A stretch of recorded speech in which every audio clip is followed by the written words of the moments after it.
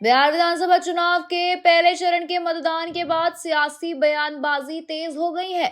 नेता एक दूसरे पर आरोप प्रत्यारोप कर रहे हैं तो जनता ने भी अपने मत से यह साफ कर दिया है कि इस बार मुकाबला दिलचस्प होने वाला है। आज दिन भर के बड़े राजनीतिक बयान क्या रहे, आइए जानते हैं। जहां प्रधानमंत्री नरेंद्र मोदी ने आज आरजेडी पर सीधा हमला बोला, कहा कि जंगल राज मतलब कट्टा, क्रूरता, कटुता और भ्रष्टाचार है। उन्होंने ये भी कहा कि आरजेडी ने बिहार के विकास को रोका और अब उनके विकास के दावे हैं सफेद झूठ। जंगल राज का मतलब है कट्टा, क्रूरता, कटुता, कुसंस्कार, करप्शन। क्या कर रहे हैं लोग? ये कुसंस्कार से भरे हुए लोग हैं, कुशासन का राज चाहते हैं। भारत रत्न जननायक कर्पूरी ठाकुर जी, भोला पासवान शास्त्री जी, ऐसे महान नेताओं ने बिहार को सामाजिक न्याय और विकास का विश्वास दिया था। लेकिन जैसे ही जंगल राज आया, वैसे ही बिहार में बर्बादी का दौर शुरू हो गया। आरजेडी वालों ने बिहार में विकास का पूरा माहौल ही खत्म कर दिया। साथियों, ये आरजेडी और कांग्रेस वाले उद्योगों की एबीसी भी नहीं जानते। ये उद्योगों में सिर्फ ताले लगाना जानते हैं। 15 वर्ष के जंगल राज में एक भी बड़ी फैक्ट्री, बड़ा कारखाना बिहार में नहीं लगा। यहीं मिथिला में जो मिलें थी, फैक्ट्रियां थी, वो भी बंद हो गई। 15 वर्ष के जंगल राज में कोई भी बड़ा अस्पताल, मेडिकल कॉलेज बिहार में नहीं बना। इसलिए जंगल राज वालों के मुंह से विकास की बातें सिर्फ और सिर्फ सफेद झूठ है। इसके अलावा आपको बता दें कि एनडीए नेता और केंद्रीय मंत्री चिराग पासवान का बड़ा बयान, कहा कि अगले हफ्ते जब हम सरकार बनाएंगे तब उन्हें समझ आएगा। आरजेडी के लोग अराजकता फैलाएंगे। इस बार 2010 का रिकॉर्ड भी टूटेगा। हाँ तो भैया, अगले हफ्ते इस समय जब हम लोग सरकार बना रहे होंगे तो इनको पता चल जाएगा, क्योंकि एक हफ्ते के बाद अब तो मात्र 6 दिन रह गए परिणाम में, और अगले हफ्ते ठीक इस समय एनडीए सरकार बनाने की गहमा गहमी में होगा। हम लोगों की तैयारी चल रही होगी, तो पता चल जाएगा भैया कि किसको 35 सीटें मिली हैं और किसको सरकार बनाने का जनादेश जनता के द्वारा दिया गया है। ये तमाम बातें ना बौखलाहट दिखाती है। एक कारण मुझे बता दीजिए कि जनता क्यों महागठबंधन पे भरोसा करे। जिस तरीके से अभी सत्ता में आने से पहले ही राष्ट्रीय जनता दल, इनके कार्यकर्ताओं के द्वारा जगह जगह हुड़दंग मचाया जा रहा है, अभी से लोगों को जिस तरीके से परेशान किया जा रहा है, चुनावी सभाओं में जिस तरीके से माहौल बिगाड़ा जा रहा है, छोटे छोटे बच्चों से कट्टा और कैसी कैसी बातें कहलवाई जा रही हैं, तो ये इनका कल्चर अभी से ही लोगों को दिखने लगा है। और ये कहीं ना कहीं रिफ्लेक्शन है उसी 90 के दशक के जंगल राज का। तो लोग ये समझ रहे हैं कि भैया अगर गलती से भी ये लोग आ गए तो पूरे बिहार में अराजकता का माहौल ये लोग बना देंगे। सड़क पे आपको हुड़दंग करते हुए आपको इनके कार्यकर्ता दिखेंगे। इस तरीके से ये लोग अराजकता का माहौल बना देंगे और बिहार की जनता ये जानती है। वहीं दूसरी तरफ एक सभ्य गठबंधन है, एक मर्यादा को निभाने वाला गठबंधन। मेरे प्रधानमंत्री जी केंद्र में नेतृत्व कर रहे हैं, मुख्यमंत्री बिहार में नेतृत्व कर रहे हैं, सिर्फ विकास की बात, सभ्यता से अपनी बातों को रखने वाला गठबंधन। तो बिहार की जनता के मन में 1% इस बात का संदेह नहीं है कि जब उनको चुनना है, पहले चरण में हम लोग 100 के करीब सीटों पर तो हम लोग वैसे ही पहुंच चुके हैं, और अभी दूसरे चरण का मतदान होने दीजिए। 2010 का भी रिकॉर्ड इस बार टूटेगा, ये मेरा विश्वास है। स्टालिन कह रहे हैं तेजस्वी फेवरेट सीएम है। हाँ, स्टालिन कह रहे हैं तेजस्वी फेवरेट सीएम है, जिसने बिहारियों का तुलना बीडी से किया। अरे प्रभु, अगर इतने ही फेवरेट लग रहे हैं तो बुला लीजिए अपने राज्य में। बिहारी ना तय करेगा कि कौन फेवरेट है, किसका कौन फेवरेट नहीं है। आपके कहने से क्या होता है और आप कितना जान रहे हैं। तो वहीं दूसरी तरफ आरजेडी प्रत्याशी खेसारी लाल यादव का जोश भरा बयान, कहा कि पहले चरण में 100 में 100 सीटें हमारी, 4 दिन में एनडीए को पागल कर दूं। अगर मुझे यदमुल्ला कहते हैं तो मुझे कोई फर्क नहीं रहा है। मैं तो पहले चरण में 100 में 100 है हम ही, बाकी कोई नहीं है। और आप देखिएगा खेसारी के आने के बाद सरकार बदलेगी। आप भाषा इनकी नहीं देख रहे हैं, किस हिसाब से बोल रहे हैं। अब ये रेतुकार पे आ गए। आप बड़े हैं लेकिन भाषा का मर्यादा आपको होना चाहिए। तो मुझे लगता है कि ये सारे के सारे बौखलाए हुए हैं, ये पार्टी के हैं। सच पूछिए तो मैं तेजस्वी जी का छोटा भाई हूँ और हमेशा से उनका प्यार आशीर्वाद हमें मिला है। चलिए वो कुछ भी, मैं क्या बोला कि उनकी भाषा की गरिमा देखिए कि वो बड़े भाई होकर और किस भाषा का इस्तेमाल कर रहे हैं। इसका मतलब नहीं लग रहा है। मैं क्या बोला, 4 दिन के अंदर इस सारों को पागल कर दूंगा। मैं सबको पागल घोषित करवा दूंगा। कोई बात नहीं, शायद मुसलमान हमारे देश के हिस्सा नहीं है। और अगर बेहतर बिहार के लिए मैं बात करता हूं तो यदमुल्ला हूं, तो मुझे मंजूर है यदमुल्ला होना। अगर शिक्षा की बात करता हूं और पलायन रोकने की बात करता हूं और ये मुझे यदमुल्ला कहते हैं, मुझे मंजूर है यदमुल्ला होना। मुझे कोई फर्क नहीं पड़ता कि मैं यदमुल्ला हूं कि मैं क्या हूं।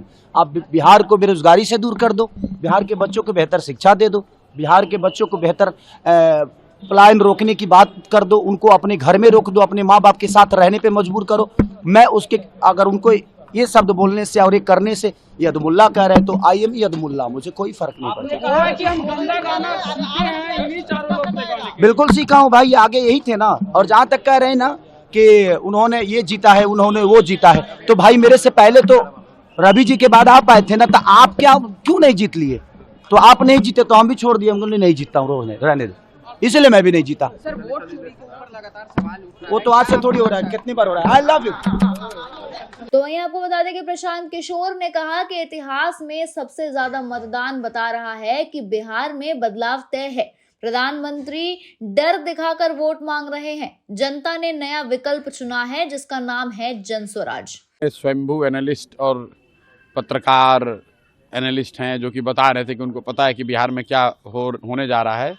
उनको ज़मीन पर आते हुए दिख रहे हैं, क्योंकि किसी ने ये नहीं बताया, किसी ने ये प्रेडिक्ट नहीं किया कि बिहार में देश के राजनीतिक इतिहास का, मतलब बिहार के राजनीतिक इतिहास में सबसे ज़्यादा वोट होने जा रहा है। और इतनी बड़ी संख्या में जो पोलिंग हुई है, ये दिखाता है कि बिहार में बदलाव बिल्कुल होने जा रहा है निश्चित तौर पर। अब प्राइम मिनिस्टर का स्पीच बदल गया है, वो अब गाने गा रहे हैं, कट्टों की बात कर रहे हैं गानों में, वो आरजेडी को कहीं ना कहीं घेर रहे हैं। तो वो घेर नहीं रहे हैं, आरजेडी का डर दिखाकर वोट ले रहे हैं, क्योंकि अपने पास कहने के लिए कुछ नहीं है। तो पीछे कई दशकों से जो एनडीए है, भाजपा है, नीतीश भाजपा है, ये लोग का सबसे बेहतर वोट लेने का तरीका रहा है कि लालू जी का डर दिखाओ, जंगल राज का डर दिखाओ और वोट ले लो, ताकि लोग ये कहें कि भाई काम हुआ ना हुआ हो, कम से कम जंगल राज तो वापस नहीं आना चाहिए। लेकिन इस बार वो स्थिति बदली हुई है। प्राइम मिनिस्टर ये जो कह रहे हैं वो शायद उनको ज़मीनी हकीकत इतना पता नहीं चल रहा है। अगर आप ये कह रहे हैं कि जंगल राज नहीं आना चाहिए, तो लोग कह रहे हैं ठीक है नहीं आना चाहिए, लेकिन आप क्यों आना चाहिए? जनसुराज आना चाहिए। विकल्प तो एक नया दूसरा है। जब विकल्प नहीं था तब वो प्राइम मिनिस्टर की बात ठीक थी, तब वो काम भी करता था। इस बार वो काम नहीं कर रहा है। तो वहीं दूसरी तरफ तेज प्रताप यादव और भाजपा सांसद रवि किशन एक साथ दिखे, जहां रवि किशन बोले कि तेज प्रताप दिल वाले इंसान हैं, भाजपा के दरवाजे उनके लिए हमेशा खुले हैं। अरे नहीं, अभी मुलाकात हुई पहली बार रवि किशन जी से मुलाकात। ये भी भगवान के भक्त हैं, हम भी भक्त हैं महादेव के। यहाँ मुलाकात हो गई। आपने एक बात कहा कि जो समर्थन सबसे ज्यादा जो लाएगा उसका साथ देंगे। कुछ ऐसी तस्वीरें भविष्य में हो सकती है, बिहार के लोग ऐसे कुछ देख सकते हैं। नहीं देखिए, जो हम तो कहेंगे यहाँ शुरू से, जो बेरोजगारी मिटाएगा, जो रोजगार देगा, हम उसके साथ रहेंगे। सर आपकी प्रशंसा भी कर रहे हैं बीजेपी के जो बड़े नेता हैं, कि आप सच का साथ दे रहे हैं। अरे प्रशंसा क्यों नहीं करेंगे, हम भी टीका लगाते हैं, ये भी टीका लगाते हैं। देखिए ये इनके हृदय, जितना हम इनको देख रहे थे, जानते हैं, इनके हृदय को सब लोग बहुत प्रेम कर रहा है। जौन मतलब यहाँ है वहाँ, मतलब एक होता ना, एक यहाँ दिल और दिल दिमाग से मुंह पे वायर नहीं आ रहा है, सीधे दिल से इनकर मुंह पर था। तो दिल वाले इंसान है और भोलेनाथ के भक्त हैं और महादेव की कृपा बाटे।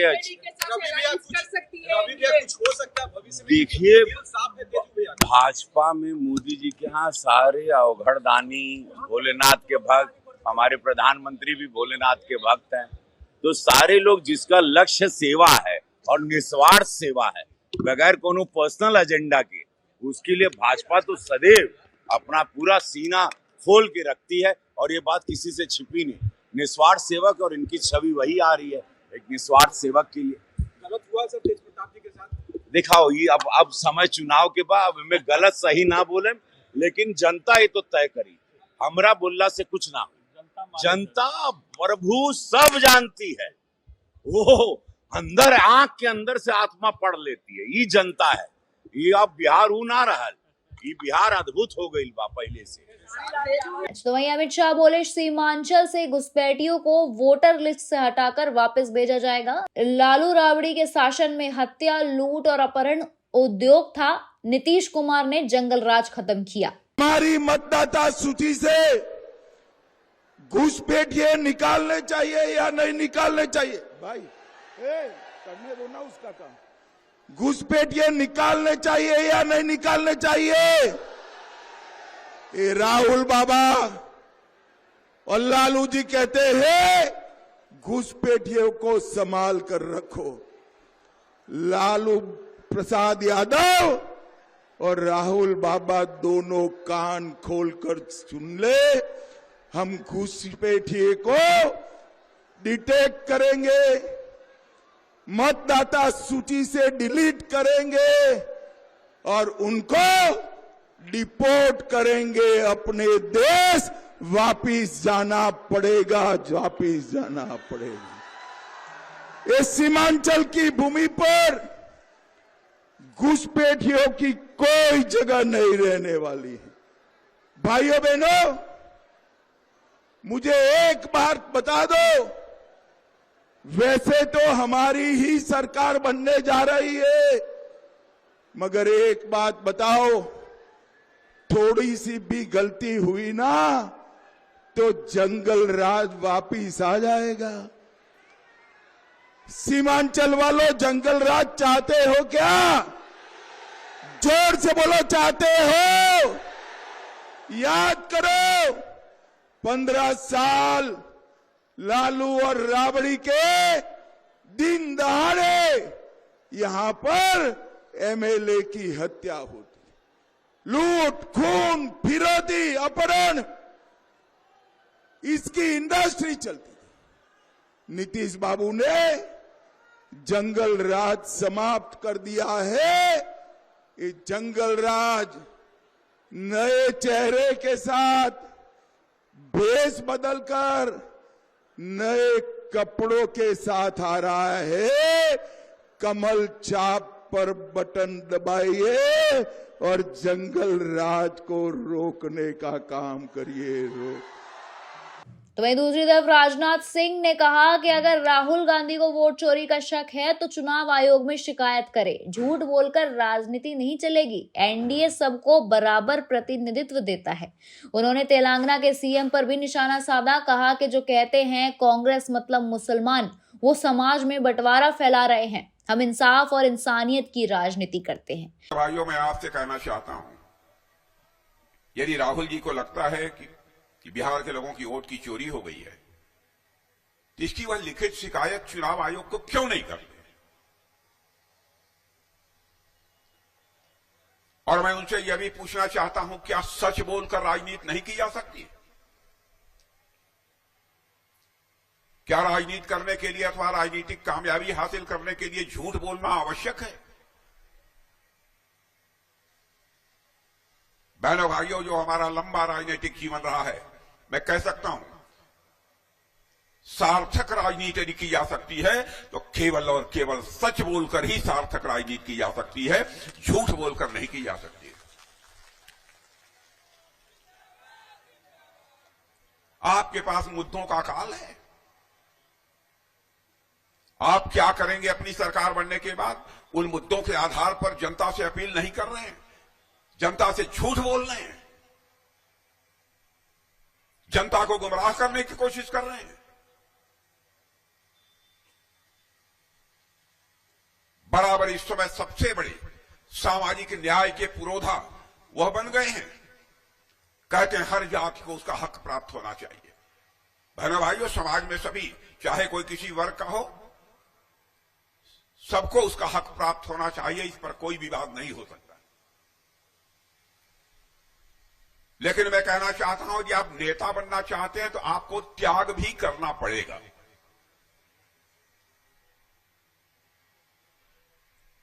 आप कांग्रेस पार्टी के नेता हैं, नेता विरोधी दल जब बनने का सवाल आया तब आपको कोई पिछड़ा वर्ग का नहीं दिखाई दिया, आपको कोई आदिवासी नहीं दिखाई दिया, आपको कोई मुसलमान नहीं दिखाई दिया, आपको कोई अनुसूचित वर्ग नहीं दिखाई दिया।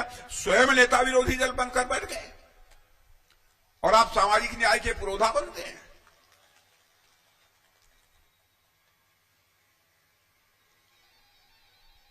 जहां तक भारतीय जनता पार्टी का प्रश्न है, नहीं, जहां तक एनडीए का प्रश्न है, मेरे बहनों भाइयों, उठाकर कोई देखे।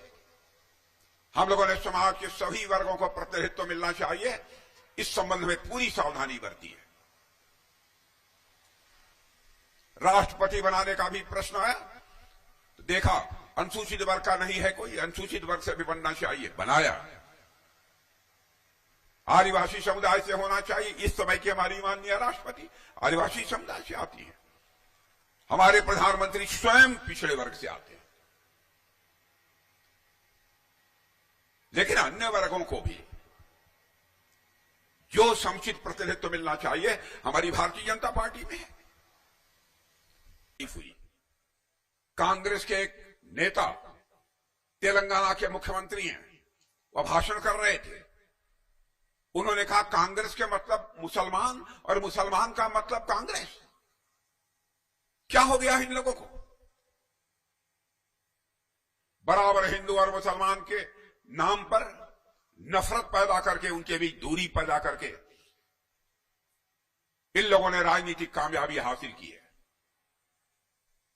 बहनों भाइयों, सरकार बने अथवा न बने, जहां तक एनडीए का प्रश्न है, हम जाति, पंथ अथवा मजहब के आधार पर राजनीति नहीं करेंगे, चाहे हमें कामयाबी मिले या न मिले।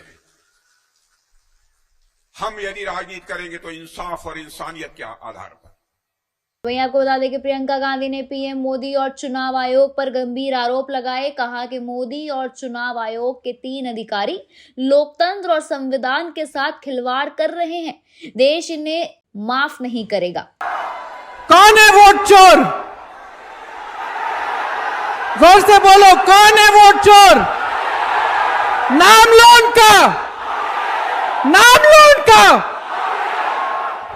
उनके साथ 3 और लोग हैं। सबसे पहला ज्ञानेश कुमार, बोलो मेरे साथ, ज्ञानेश कुमार।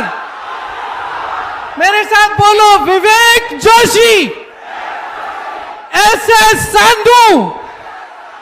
ये 3 लोग हमारे चुनाव आयोग के सबसे बड़े अधिकारी हैं और इनको इतनी शर्म नहीं है कि इस देश ने उनको दायित्व दिया है, उनको जिम्मेदारी दी है कि हमारे लोकतंत्र की रक्षा करें, हमारे वोट की रक्षा करें, लेकिन इनको शर्म नहीं है। ये आपके यहां से, बिहार से 65 लाख वोट काट रहे हैं, काटे हैं इन्होंने। तो आप बताइए, क्या इनको पद के पीछे छिपने देना चाहिए? क्या इनको अपने पद के पीछे छिपना देना चाहिए, हाँ कि ना?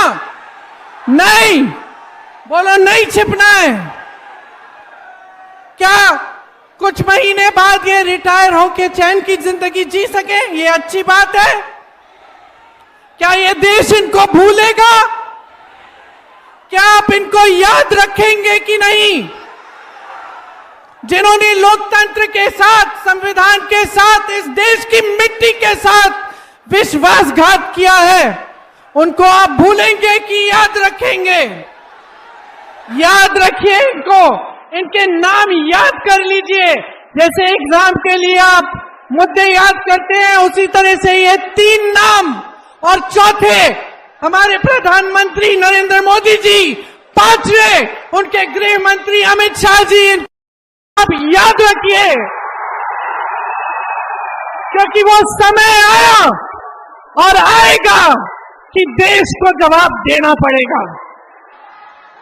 और वो समय आएगा जब आप अपने अधिकारों की लड़ाई को मजबूत बनाएंगे, अपने बिहार को मजबूत बनाएंगे, और जो आपके साथ विश्वासघात हो रहा है उसका जवाब आप मांगेंगे। तो देखिए दोस्तों, बयानबाजी तेज है तो वहीं दूसरी तरफ माहौल बिल्कुल गर्म है और बिहार की राजनीति अब अपने चरम पर है। बने रहिए हमारे साथ, हर अपडेट सबसे पहले यही मिलेगी और देखते रहिए पीपीएम टाइम्स।